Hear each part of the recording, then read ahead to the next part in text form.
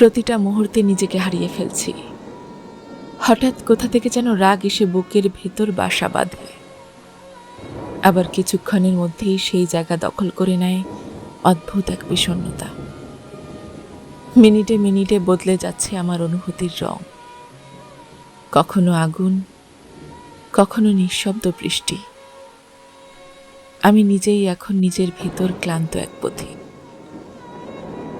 জানি না ঠিক কি বদলে গেছে, জানি না কিসের অভাব আমাকে এইভাবে ভেঙে দিচ্ছে ধীরে ধীরে।